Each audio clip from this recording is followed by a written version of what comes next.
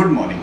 In today's times of lockdown and social distancing, besides taking care of health, it is imperative that we keep on our thinking caps to work out creative ways to excel. It is also important that information flow, dissemination of information be spurred up to remove wrong notions.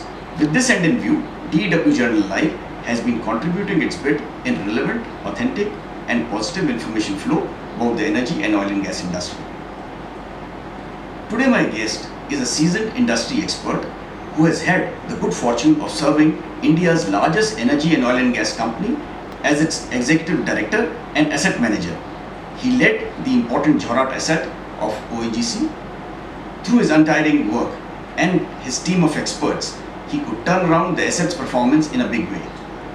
He even monetized all discoveries in a record time, and production today has doubled. For his contribution in the Gaileki field of Assam, he was also awarded by the then President of India. Yes, I am talking about Dr. R.K. Vij.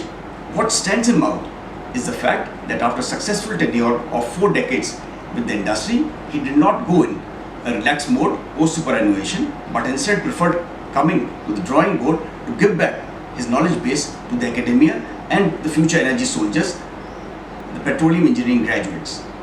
Now, as the Director of School of Petroleum Technology, PTP University, he has tried to bridge the industry-academia gap.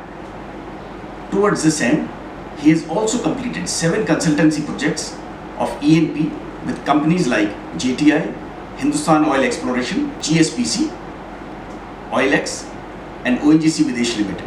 What started as a casual chat with Dr. Vij over the phone developed into an elaborate talk, which I will share with you all today.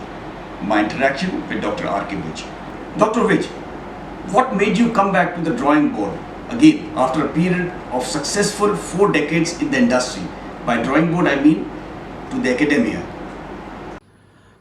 Good day, Mr. Arun, and you have rightly pointed out that after serving the oil and gas industry for 4 decades, I am back to the academia, and where I am there for around 2 years in School of Petroleum Technology in Pandit Deen Dayal Petroleum University.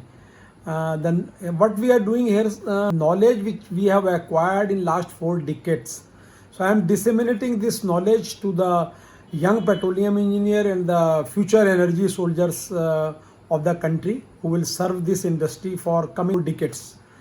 In view of the high-tech nature of the industry, the skill set which we have used in last 4 decades will not be useful for the coming decades. It means the new skill sets needs to be acquired by these young engineers, and what we are doing here in School of Petroleum Technology, that we are training them in the new skill set and the knowledge related to the high-tech area. If you see now the present day, the data analytics, Internet of Things and big data, which is the upcoming area in petroleum industry, which we can reduce the uncertainty in taking the decisions by integrating the data. So this is a new skill set which we are training our engineers, and once they will use this skill set, definitely they will be using this in the industry. There are a few new industry norms will be there, as you might be knowing, whether it's a multi-stage fracturing in horizontal well, which has given a success story for the US, or the deep waters exploration and expertise systems which are coming up in India in a very fast pace, and future 2 decades will see the deep water oil and gas production. So these technologies definitely we are helping these engineers to learn this skill set, and then will be useful for the industry. Once they are going to the industry, our target is that they should be employable and deployable in the industry, and our knowledge which we have gained in industry should be useful for these students in academic institute. Can industry experts joining the academia benefit academia with their industry connect? It's true that there is a gap between industry and academia. When we are going from industry to academia, their priorities are different, and when we are coming back to industry from academia, their priorities, their time is different. They belongs to a different time frame. The solution lies in the filling this gap of industry academia, And once industry knows the limitations of academia and academia knows the work culture of the industry, then only this will be useful. As you might be knowing that where there are academic institutes where mostly the research is going on. In this research, their priorities are academics, to give the PhD degree, MTech degree, to publish papers, and by doing these academic activities only, which is not relevant for the industry will not be benefited by these academic activities. But once the academic people understand the problems of industry, so the definition of the problems will change, and by filling this gap, both can be mutually benefited. There are some institutes where academic institute where industry experts are not there, and these institutes are doing purely academic research. For example, in our Pandit Deen Dayal Petroleum University, we have a system that 10% of the course to be covered by industry expert and the guest lectures. And by arranging these lectures, our students, our engineers understand the problems of the industry, and then they are oriented towards the industry problem solving. And similarly, if academic people are going to the industry, so it will be useful for both academy as well as industry. So there is a need for filling this gap and mutual benefit of academy and industry. Should industry and academia experts adopt SWAP exercise? That means industry experts go and work in academia and vice versa to understand the requirements of each other to narrow the industry-academia gap? Yes, Mr. Arun, I am 100% agreeable with you that swapping of academy and industry experts is the need of the hour. In fact, I am suggesting in my university that an assistant professor should not be promoted to the post of associate professor until unless he have a industry exposure for at least 6 months. And similarly, associate professor should not be promoted to the post of a professor in a petroleum engineering college until unless he at least spent 1 year in the industry. By virtue of this, the academia will understand the real problem of the industry, and then they can orient their students, the researcher, the MTech fellows, the PhD fellows, into that direction, and the problem solving will be there and industry will be benefited. Similarly, if you see in industry, there are people who are joining and then they are not being trained, their knowledge is not being refreshed.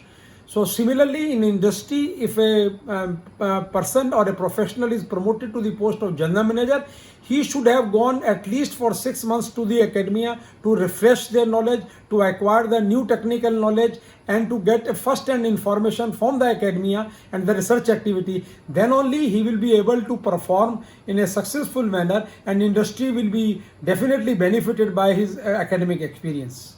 Any advice to the future engineers, geoscientists, management graduates passing out in COVID era and planning to venture in the oil and gas industry, which is already huffing and puffing?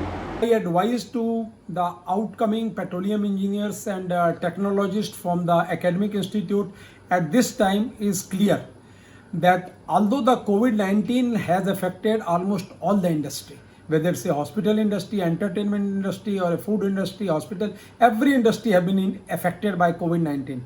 But if you see, oil and gas industry has not been affected significantly. And you have already seen in last 4 months, if you see the oil and gas production remained at the level of 80 to 90%, and now it has crossed more than 90%. You see the oil and gas production as of now in India is more than 90% we are achieving. If you come to consumption also, after unlock 1, the consumption have also rebounded, and now the refinery has started working, and hopefully with unlock 2 and other measures, the consumption will also come to a normal thing.